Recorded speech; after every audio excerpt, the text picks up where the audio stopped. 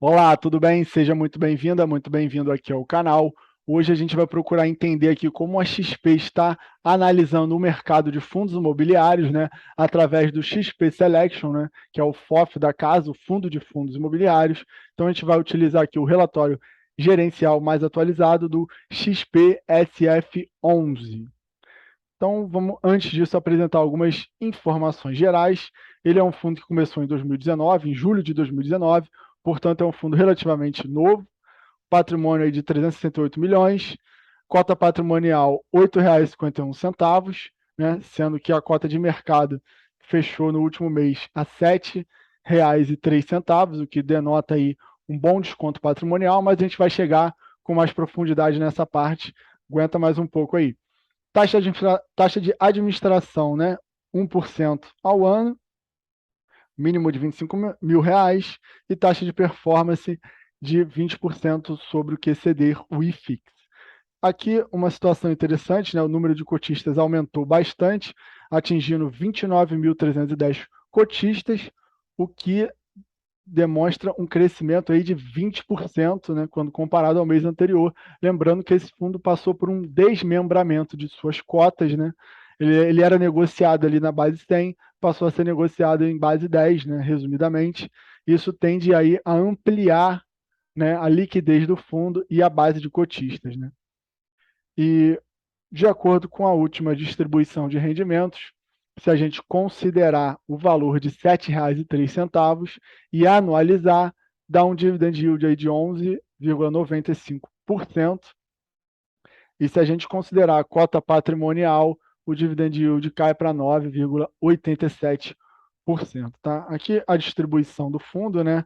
Ele também possui CRIs, né? Rendimento dos CRIs, que ele investe diretamente, ele está mais ou menos 10% alocado em CRI, e aqui ele faz a discriminação dos resultados, mas eu queria falar agora para você sobre o desconto da cota patrimonial, né? Como a gente já viu, né? Aqui está o valor de mercado e aqui está a cota patrimonial. Ele está sendo negociado aí com um desconto de mais de 20%, né? 21,1%, e fala-se muito, né, nos FOFs no duplo desconto. Então, o que é esse duplo desconto? Para você entender de uma vez por todas e acabar com as suas dúvidas. O duplo desconto seria o seguinte exercício, né? O FOF, né, ele compra, né, em geral, outros fundos imobiliários. E esses outros fundos imobiliários também estão com desconto. Então, se a gente ajustar esses descontos que pertencem ao FOF pelo valor patrimonial, a gente tem um desconto aí de mais 11,7%, o que, fazendo a multiplicação aqui, dá um desconto de 35,3%. Tá? Esse é o duplo desconto, muito bem explicado aqui nesse relatório, e muito bem explicado também pelo gestor do RBRF, que a gente gravou uma entrevista também, procura no canal, ele fala muito bem disso. Mas voltando aqui para o que interessa, né, aqui está uma dispersão, né, sobre os FOFs e seu dividend yield. O XPSF está nesse quadrante aqui, um dos melhores posicionados, né, em relação ao yield aí e a sua amplitude. Mas aqui a gente vai para uma parte mais interessante, como eu havia falado, né? O fundo aí possui 10% do patrimônio em percentual de ativo aplicado em CRI diretamente e mais 89% aplicados em fundos imobiliários, que é a estratégia core, né? E 17% aqui ele está enxergando como ganho de capital, 82% renda e 1% caixa. Tipo de alocação aqui, 60% secundário, 31% oferta 476, que são oferta destinada aos investidores profissionais, e 9% de oferta 400, que é ao público em geral do varejo. Mas essa parte aqui é uma das partes mais importantes, né, para a gente olhar os FOFs, a gente consegue ter uma visão macro setorial aqui. A gente vê que a exposição em fundos imobiliários de CRI é 38%, né, uma exposição majoritária, seguida por escritório logístico, né, com 17 e 15, respectivamente, né, mais ou menos igual aqui, e shopping apenas com 3, desenvolvimento 5, renda urbana 5 e outros 5. Então, daqui a gente consegue já olhar essa foto aqui e perceber que o gestor não está muito otimista com o shopping, né, ou pelo menos não está enxergando a melhor relação risco-retorno, embora, né, as empresas listadas de shopping tenham apresentado resultados aí bastante bons, e o gestor, por outro lado, está preferindo ainda ficar alocado nos fundos de crédito, provavelmente para defender aí um rendimento maior, né? E aqui a gente tem a abertura das principais posições do fundo, né? Então, as duas principais posições são em fundos de CRI, né? O MXRF, o CPTS11. Aí tem mais fundo aqui de crédito, KNCR, que também está presente em vários outros fundos.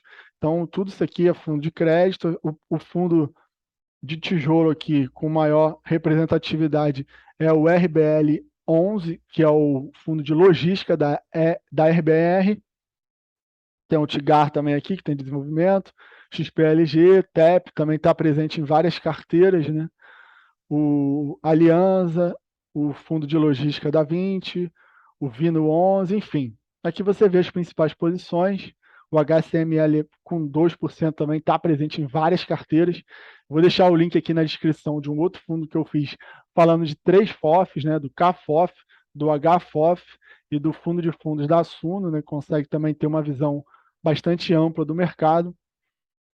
E aqui o fundo, vão voltando aqui, né, o fundo discrimina os CRIs que eles investem diretamente aqui, você pode olhar, não tem necessidade de ficar lendo isso tudo agora, mas a gente queria chamar a atenção aqui que são CRIs que têm como indexador o CDI, né, de onde se conclui que o gestor está mais otimista em relação, né, à alta de juros aí da Selic e preferindo apostar mais na alta ou manutenção da Selic em patamar alto do que ficar exposto à inflação. Então era mais ou menos isso aqui, chegando ao fim, ele faz uma análise, né, da visão dele de cada segmento aqui, é bastante coisa que você pode ler, mas resumidamente aqui ele chama a atenção para o impacto, né, da inflação através dessas intervenções do governo em relação à menor alíquota, né, dos tributos, que está trazendo a inflação para baixo momentaneamente, que isso pode adicionar um pouco de volatilidade, mas a longo prazo o gestor segue confiante que os fundos de crédito vão seguir entregando bons rendimentos. O de escritório, né, ele fala aqui do descasamento também, de um possível contágio das reavaliações patrimoniais, dado que no mercado real, no mercado privado de real estate, os valores pagos por metro quadrado têm sido bem maiores do que os valores que estão sendo negociados no mercado financeiro, né? Mas também alerta aqui que o cenário de alta de juros pode continuar prejudicando. O galpão logístico ele espera correção dos contratos, mas também talvez uma certa elevação aqui da vacância, né, por conta aí de novos projetos que estão para vir em 2022 e 2023, né? O fundo de renda urbana também ele espera correção, mas que, né, o cenário de alta de inflação pode corroer a renda da população, isso pode gerar algum estresse, enfim. E o setor de shoppings, ele também diz que está otimista aqui, embora a posição dele a gente viu não demonstra muito isso, mas que a volatilidade aqui com a curva de juros, né, a variação na curva de juros, pode continuar pressionando as contas. Então, por hoje era isso, a gente conseguiu ter uma visão aí macro, né, do mercado, conseguiu dar uma olhada nas principais posições do fundo. Isso aqui não é uma recomendação de investimento, mas é bom a gente olhar, né, os FOFs, que consegue dar a gente uma visão, né, dos gestores profissionais desse mercado de fundo imobiliário. Então, por hoje era isso. Não se esqueça de deixar o like e de se inscrever no canal e ativar as notificações para você receber todos os vídeos que a gente fizer. Por hoje era isso. Abraços.